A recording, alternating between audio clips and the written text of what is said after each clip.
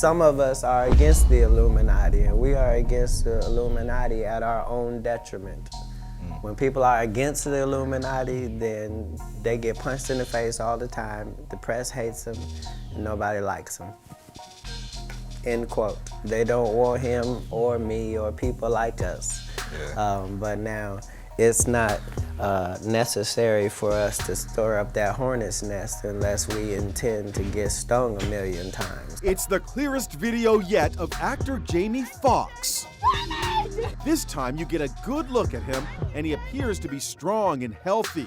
Foxx is in the backseat of an SUV in Chicago where he's undergoing physical rehabilitation, reportedly for a stroke. And he's doing a good deed, too. He came to the aid of this woman, Queenie Glenn, who dropped her purse as she was riding a pedicab. Foxx spotted it in the street, grabbed it, and pulled up beside her to return it. Ever wondered if Jamie Foxx was part of the Illuminati?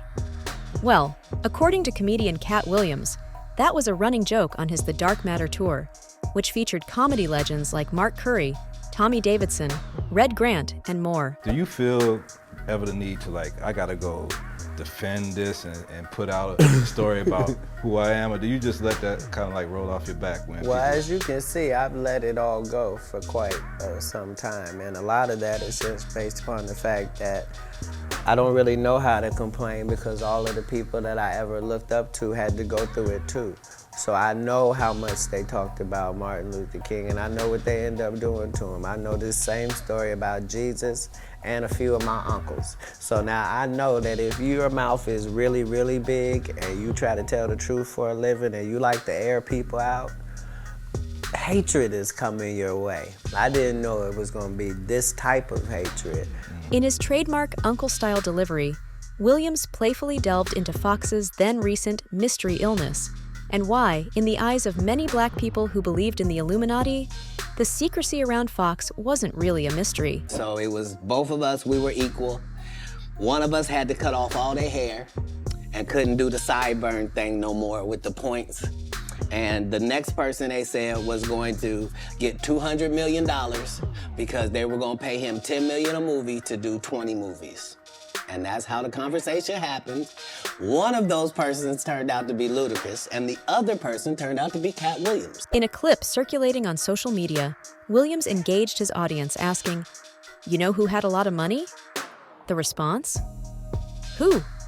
Williams pointed directly at Jamie Foxx. He went on to poke fun at the lack of details surrounding Foxx's illness, hinting that the Illuminati might be pulling the strings and suggesting that Foxx might have secured his membership with his wealth. I know that I'm going into Satan's playground, but I'm trying to be so good that you gotta bring me in so close that I can see who's doing what and what's going on in there. But Williams didn't stop there. He admitted that he wouldn't have minded being an Illuminati member himself, not for world domination, but simply to snag a few secrets and share them with the public.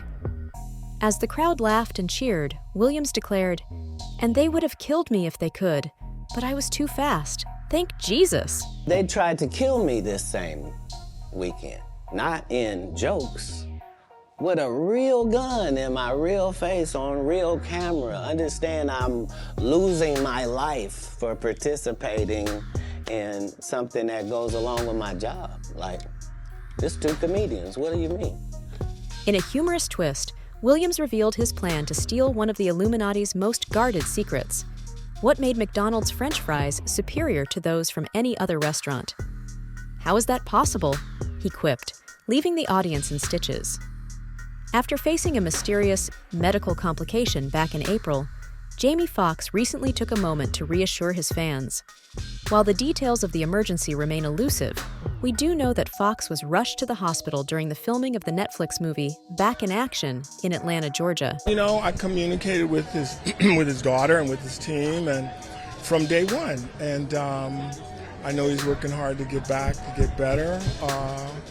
Pray for him, miss him, and I know I'll see him soon, you know. But I think people just have to chill out, you know, give him time and let him do his work. Jamie shared more about his health journey at a recent Critics' Choice Association event, where he was honored with the Vanguard Award. According to reports from Page 6, he appeared visibly emotional as he took the stage. Every time you get an award, it's always somebody out there saying, man, my cousin do the same thing. Man, all that, my cousin do the same shit. So it feels good to be here. I cherish every single minute now. It's different. You know, it's different. You know, it's beyond. I wouldn't wish what I went through on my worst enemy, because it's tough. In a candid moment, Foxx revealed, "You know, it's crazy. I couldn't do that 6 months ago. I couldn't actually walk." It's quite a revelation, considering the actor's undeniable talent and on-screen charisma. Remember those summer conspiracy theories floating around social media about him being cloned? Well, Foxx addressed them with a chuckle, making it clear, "I'm not a clone." A lot of people were saying I was cloned out there. Well, y'all ain't shit. That's a clone. That ain't no goddamn James. That's a clone. In a recent heartfelt moment, he expressed gratitude for the support and acknowledged the chatter around his supposed cloning. "I want to thank everybody. I've been through something. I've been through some things," he joked, shedding light on the rumors that swirled during the summer. Foxx is still in the hospital, but they released this on his Instagram. We know what the deal is. They're waiting for his clone to incubate and reach full maturity before they release it onto the world. Foxx didn't hold back when describing the severity of his health scare. "I cherish every single minute now. It's different. I wouldn't wish what I went through on my worst enemy, because it's tough when it's almost over, when you see the tunnel," he shared. "I saw the tunnel. I didn't see the light." Opening up about his newfound perspective on life, he emphasized, "I have a new respect for life. I have a new respect for my art." In a moment of encouragement, Foxx urged, "Don't give up on your art, man. Don't give up." I wouldn't wish what I went through on my worst enemy, because it's tough when it's almost over, when you see the tunnel. I saw the tunnel. I didn't see the light. It was hot in that tunnel too. I don't know where I was going. When we almost die or go through something like that, there's one of two phrases we say. One is, "Lord, have mercy, Jesus." Lord, have mercy, Jesus. Or,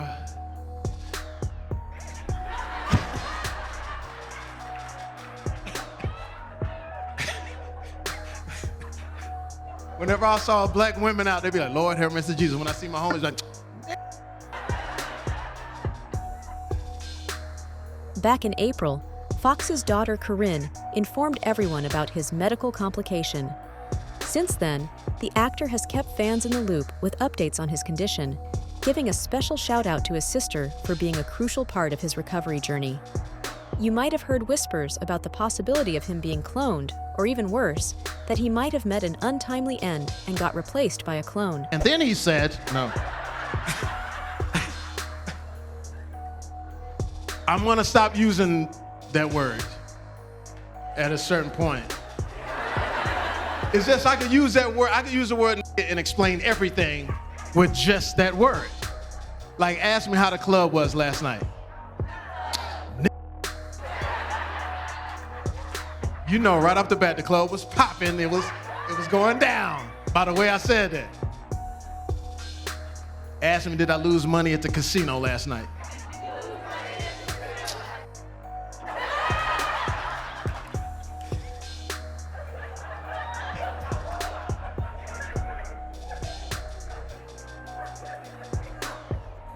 I want to thank you for all of the prayers, because the one thing that I have to get used to now is the Lord have mercy, Jesus, when I see people out.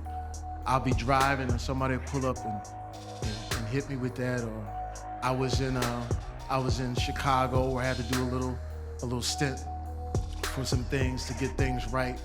And my sister and my daughter was so great in not letting anybody know anything that happened.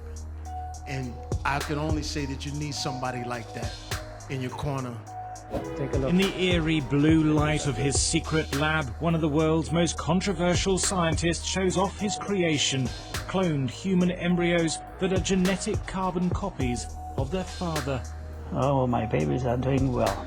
They look beautiful. Filmed for a TV documentary, Dr. Panagiotis Zavos implants 11 of the embryos in 4 women, one of them British, in the hope of producing the first cloned human being. Now, the official word from the news is that Jamie Foxx had a medical emergency that landed him in the hospital. But you know how conspiracy theorists roll. They immediately jump to the idea that some powerful figures were up to no good. And it's not that unthinkable considering a rapper called Kid Boo claims to have been cloned. Celebrity births say I'm born in Toronto, but that's false. My first gen was born in Jersey. However, I was cloned by Clonate in Canada. My model number is 0112568, if anyone wants to see the registration in Clonate.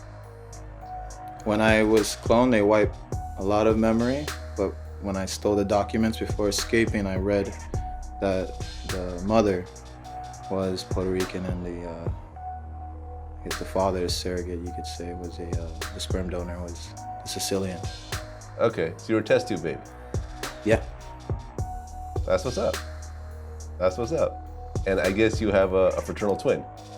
Yep. Brother or sister? Brother. Okay. In response to the buzz, Jamie Foxx decided to set the record straight by releasing a video. He assured his fans that he's doing okay and didn't want them to see him in a vulnerable state. Instead, he wanted them to remember him doing what he does best, cracking jokes, telling stories, laughing, and having a good time. Conspiracy theorists, being the detectives they are, pointed out some changes. They noticed his skin complexion seemed lighter, and his head looked a bit longer than usual. Now I get it. Some folks who stick to the normal news might find these theories a tad annoying. After all, the mainstream news didn't report anything about Jamie Foxx being killed and cloned.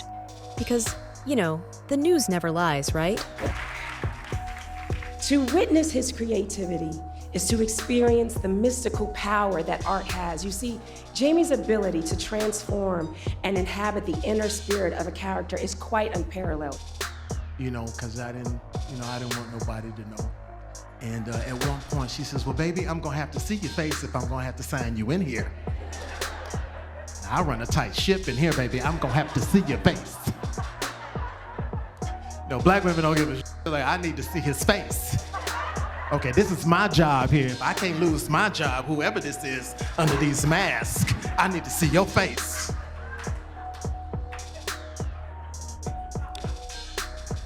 And I took the mask down and she saw me, she said, Lord,